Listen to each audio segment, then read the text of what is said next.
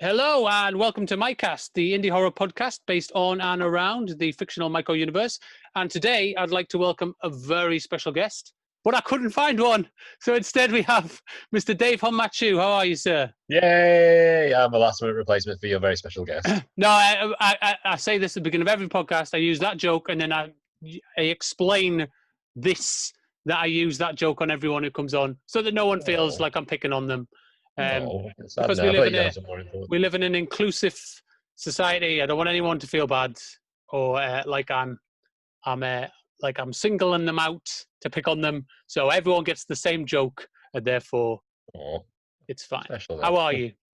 I'm okay. I'm just had a nice day off and did absolutely nothing. Excellent. That's good. That's the best kind of days I always find. How are you surviving in the post-apocalyptic future that is 2020? Oh, not too bad. Also, although I'm sort of expecting it to get ever so slightly incrementally worse with every passing day. But Well, I otherwise, mean, is that because of the insane rise in viral activity every day, or just the general populace throwing the rules to one side? the two don't have to be mutually exclusive. They can go hand in hand. Yeah, I agree. I absolutely agree. I mean, this podcast, so this one probably won't go out for about trying to think about 10 weeks. So, like, And we've probably been dead by then. yeah. So anything could have happened. I made some predictions last on the last one. That we'd be ruled by lizard people. So, I mean, we can make another prediction now, if you like, that in 10 weeks' time, we'll be, I don't know, we'll all have been cocooned in like alien eggs, ready to be reborn into our new forms as rattlesnake people, is what I think. I'd be down for that. At least it goes. I mean, to be honest, if someone said, "Do you want to like just cocoon for a bit in a giant alien egg until all this blows over?" I'd be like, "Yep," and they'd be like, "Well, the downside is you'll be born as like a half rattlesnake person." I'd be like, "I'm not seeing a downside here at all." So, As long as I can bite people with my venom, I'll be good with that. well, exactly. This is, and I mean, in the end, that's what we really want to do: is be giant, scaly, venomous people who can bite others at will. I don't need a snakeskin dress either. Just I've already got snakeskin. Exactly. And like I can throw my snakeskin boots away because my legs are now snakeskin boots. You can wear them elsewhere. I know. I don't think they're real snakeskin either. They were like 30 quid from New Look many years ago. So I think it's wishful thinking to think that they were that they are snakeskin. And also, I don't believe in animal cruelty in terms of clothing. So yeah. So I should watch out for those. As always, Dave, thank you for joining us. I have about 5 or 6 questions to ask you, and then I'll let you get on with your life. I'll let you get on with the next 10 weeks with the impending rattlesnake apocalypse. Let me get back to my existential crisis. There we go. Yeah. Our first question, as always, is who the hell do you think you are? In real life, on social media, or as a movie character? Well, I mean, let's start with real life. What is your name, and what is it that you do? Okay, my name is David Chu. I would say David Hon Ma Chu because that's what it says on the credits, but it's actually Hon Man Chu. But that was a Facebook misspelling, which is just stuck, and I can't be asked getting people to correct it. Well, yeah, we've credited you that for years, and then you went, well, actually, that was a mistake, but I've kind of kept it as like my screen name now. So I was like, as my it's like Barbara Streisand removing the A from, so it's just Barbara rather than Barbara. There we go. It sets you apart from the other David Hon Ma Chu who's out there, trying to encroach on your roles and stuff. It helps you stick apart from him. And also down with the patriarchy, with the eradication of man to man. Yeah. Get rid of all the men. Get rid of them all. Rattlesnake men. That's what it's all about. Yay. In terms of what I do, so erstwhile retail monkey, but also sometimes drag queen, sometimes professional pyromaniac, sometimes horror movie actor. Thanks to yourself. That's quite a list. I mean, we'll get onto that. So, I mean, uh, how did you get into acting? I mean, I'm guessing that Slash House 2 was the first thing you did. That's the first movie I've done. I think you had done some stuff before that. I was in an episode of Hollyoaks. I was in an episode of The Real Housewives of Cheshire. I've done some like university acting for drama club, and I did like do some drama at college before I unceremoniously dropped out of that class due to coursework issues. I couldn't be asked doing it. Yeah, that's usually my coursework issues I have. Is I don't want to do it. But in terms of performing, I branched out into other styles of performing, like affirmations, fire dancing, which was what I meant by paramania. I've done drag shows as well. But the reason I got into film acting was because of a call out that you put out. Yeah, well, I mean, let's talk about that. So, because that leads me nicely on to my third question, David. Okay. Well, I mean, obviously, I know because I was there. But tell us a little bit about how you got involved in Slash House 2. Well, I think I knew Anna from this group of people that we used to like go out with in Preston. Was on the rock scene. And there's a lovely, charming photo of me and Anna. Was it like me with a wig and her with a very risque like outfit, which was doing the rounds. And I remember her putting out a little call out that she was doing a film, and you were looking for an Asian actor. I reached out to her and say, "Hello, I'm an Asian." There's got qualifications there, and it was probably about months or years after that she went back to me and said, "Hey, do you want to still be on that film?" I'm like, yeah, okay, and the rest is history. It literally is history. I mean, so it's quite a strange thing from our kind of my perspective. So when we wrote Slash House 1, I was really concerned that obviously the story was one girl in a house with like the world's most notorious serial killers, but I was really concerned that all of the serial killers were like English. And like I was like, well, that feels like a little bit of a kind of like low budget loophole there, like a bit of a plot hole. So we at the last minute, the guy played Cleaver, Andy Greenwood, who played the original Cleaver, kind of came to me the night before and said, "Do you mind if I try a Texas drawl with it?" And I was like, "Oh, brilliant! That kind of solves a bit of my problem because at least one of the characters is American now, so they're not all English." So that's good. But with Slash House 2, I really made a conscious effort then to kind of do a bit of a Street Fighter, is the way I looked at it. So I wanted each slasher to kind of be representative of a continent. And so the big one for us was obviously Mole Man was the Russian character. I think originally Gravestone was going to be American as well. He was supposed to be from like the mob, like the kind of the 1920s kind of New York mob. But because of where it was set and everything, it did have to make sense. So we had to kind of rework his origin to be kind of more of like a London gangster kind of thing. Molly Bannister didn't really matter because at the time she didn't speak, so we didn't have to worry about that. So it was really just then that we wanted to have like an Asian character, but I knew straight away we were gonna because I mean this might surprise you, David, but there's not that many Asian actors in the UK. I know. It doesn't surprise me in the slightest because there's not really been that many roles that call out for Asian unless it's vital to the story. Yeah. And I think the only Asian actor I know working in UK today is like Henry Golding, and he's actually I need to check. I can't remember if he was American or English, but I just remember he was working. I don't know.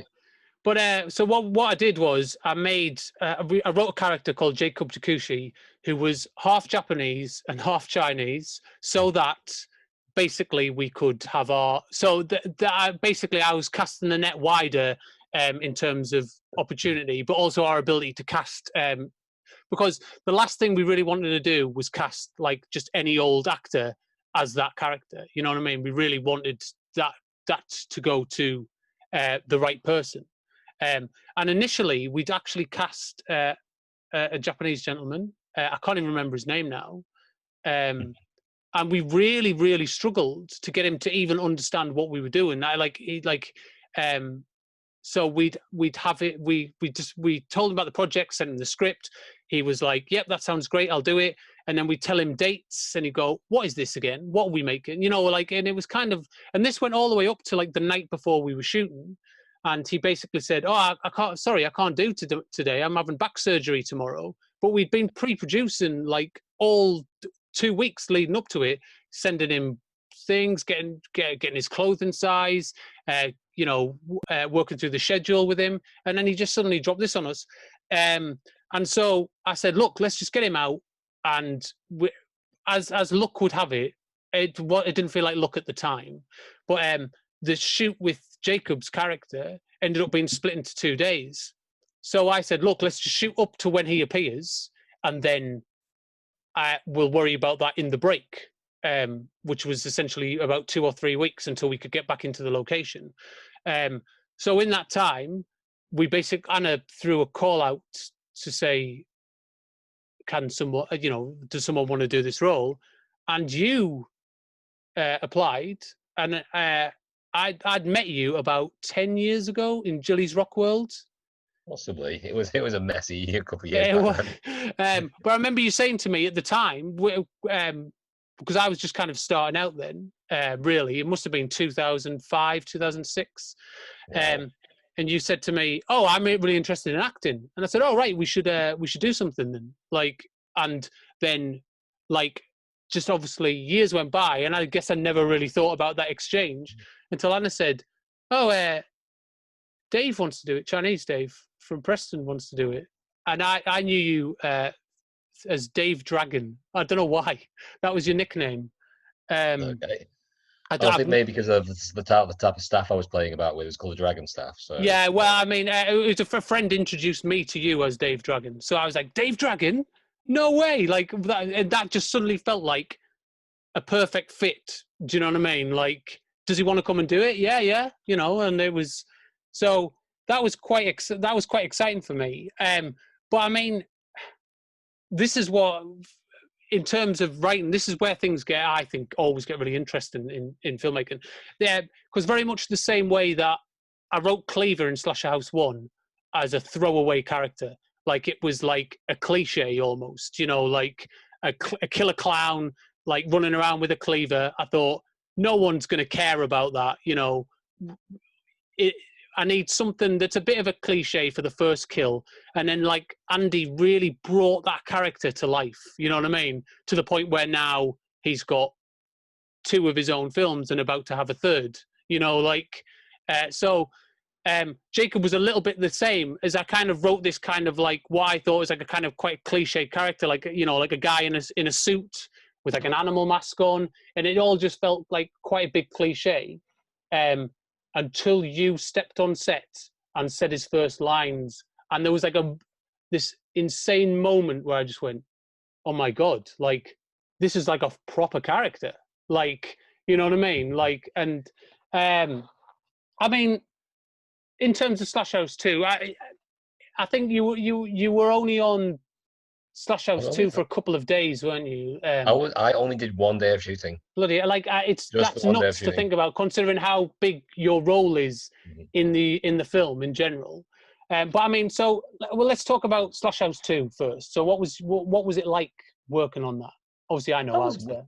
That was weird because I'd obviously done some like I've actually made a few student films when I was at uni, only little short ones. So I know kind of what it entails to be on a film set. So it was weird being directed in an acting role for one of the first times in my life. But weirdly, everything seemed to like fall into place because you were very efficient with how you were directing it, and I have to admit that I didn't really learn the lines. I'm not quite as bad as Marlon Brando having his lines fed to him on a intercom, but until except for doing plays, learning dialogue is weird because you learn things in snippets. especially when you're doing shootings. Yeah. And so I kind of fell back on that. But having listened, looking at what you've given me, I thought, oh, I can make something out of this. And it just felt fun And I to think actually you did, sit. I think you did, because I think originally we hadn't really planned to shoot the dialogue on the set. I think we planned to kind of shoot it there, and then we were probably going to dub it over. I think was the idea, because I was really worried that it wasn't going to quite come out of the mask very well, or we wouldn't even be able to hear you at all, because this mask is fucking silly huge, isn't it? It is, but it's quite cavernous though, so it can have a bit of But yeah, reverb the inside. second you spoke, it just echoed out across this club, and I was like, my God. Like it was literally like in the first kind of like 3 or 4 shots, I was like, because when we do these films, we don't necessarily know who we're going to expand upon, I think, in terms of characters. And I think we'd decided that Molly Bannister was going to get like an origin story, but outside of that, we didn't really know who else we were going to do one with. We had some ideas for all the characters, but the second Jacob spoke, I was like, oh, he's getting his own movie, isn't he? Like, you know, it was one of those things. And you did. I don't know, Um, it kind of pays when you're an actor, was it, to like be in love with the sound of your own voice, but well, no, it, definitely. it, it does help, does it, knowing that you can like manipulate it into like this almost little sing-song melody to it. Yeah. So it gave me a lot to really dig into, especially I think what the line that really connected, that made me understand who this guy was when he said that, made reference to how killing them was setting them free. And this little Yeah. twisted crusade. And I thought, oh, this guy is delusional, not only homicidal. So that kind of informed like where I took that. Well, I think initially we messed around with the idea that maybe he was like a little bit religious, but I mean, I'll get onto it in a minute. But I think we decided to take it in a drastically different direction when we did the Jacob Solo film Pandemonium. So, I mean, I guess my next question is, what how was that different to Slash House 2? I mean, I'm guessing that it was a longer time to be there, but God, yeah. A lot more night shoots because I think, and we managed, like I said, we wrapped up the Slasher House 2 shoot on the day, which ended with me running in a sweaty stupor back to the train station to get my last train. But for this one, it was weird in that despite being the title character, it just felt like a very big, massive collaborative um, project with all of us. And I didn't feel any pressure most of that from like having expanded. It just felt like a lot of fun. And so, well, I agree with that, definitely. I mean, from my perspective, I wrote the script and the character, how I perceived the character and where we should take that. But I think a lot of that, a lot of what he is and how he is, was definitely us working together on the set to kind of round him out more, you know, like and give him a really distinctive voice. I mean, so I mean, how did you find you approached the character differently to Pandemonium?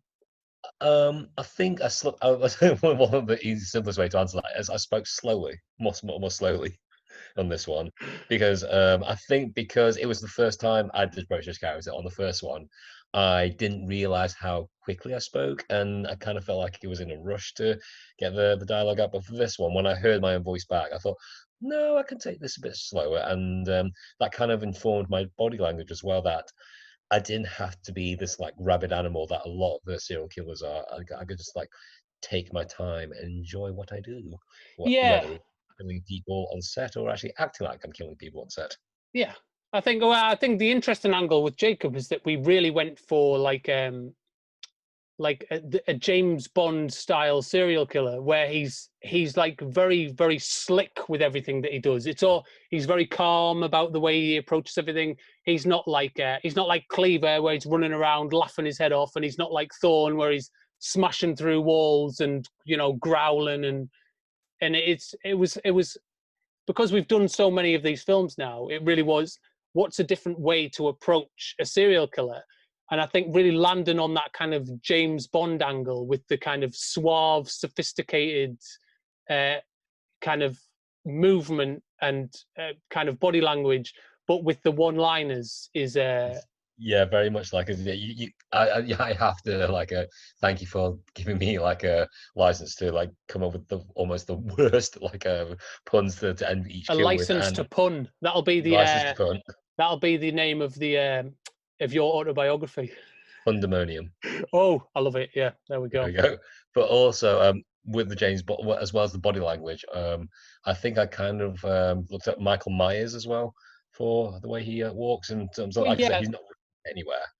He will always catch you, and it's just that blank look on his face. And so with that kind of mask, how could you not evoke Michael Myers? well, yeah, and I think in a lot of ways there's a very he's kind of like a Michael Myers, like if you could hear his inner monologue, if you know what I mean, like, and he was in an Austin Powers movie. So if Michael Myers was played by Mike Myers, that's basically Jacob. Can we please do like a takes on that? It was like, Where I oh, say, yeah, groovy, baby. Oh, I fell over. Oh, you fell over again. oh, I like to spill your guts, baby. God, no, it doesn't work. But you know, there's a lot of that in it as well. I think, Yeah. you know, drawing on those kind of, you know, uh, those two different movies. But I mean, in terms of character, I mean, how do you feel they progressed between the two films? Well, when do you say progress, considering like Pandemonium is a prequel to Slash House, Well, in yeah, terms of actually, very strangely, yeah, it is. um, in terms of character progression, with serial killers like these, I'm not sure if you can say that these are characters who progress because they just are. I mean, people talk about Heath Ledger and the Joker as just being like a force of nature. There's just absolutes, um, and I quite like that sort of purity in like in the way you portray serial killers. Um, I think with Jacob, it's getting to the point where he knows that he's not always going to be the alpha dog when you come up with against these badass women he has to fight against. Yeah, well, I think that's quite interesting you bring that up, really. I mean, so because obviously we've talked about Pandemonium or Pandemonium Incorporated, as it's called. So I think that going forward, that's a huge element of it. Is, you know, Jacob not being the alpha, you know, the alpha dog, and realizing that, you know, that there are like you say, like these women who were out there, who are a match for him in some ways, you know. I know I mean, he's been killed twice now. Like I mean, by Red and then by Ariel. Spoiler alert. But then he always seems to come back. But then Well, again, that must be a test of his resolve. well, that's a big thing, and I've been meaning to I've been looking for an opportunity to mention this for ages, because one of the big things I get messages from people going, "How is Jacob back?" or "How is Cleaver back?" or "How is Thorn back?" when they died in this movie or that movie or this movie, and like my answer is kind of always the same: is like they're slasher villains. Like They always come back. I They always almost come make an back. effort not to explain why they're back. Like, you know, like just that's the nature of slasher villains, is that they And just because like there was a big thing where everyone was like, well, that's the end of Jacob in Slash House too, and I was like, no, not at all. Like, you know, part of me thinks hopes you never explain why these people come back. well, I I mean, mean, that it's literally that's slasher movie, that's slasher movies, yeah. that's slasher villains, is they don't die. Like there's almost like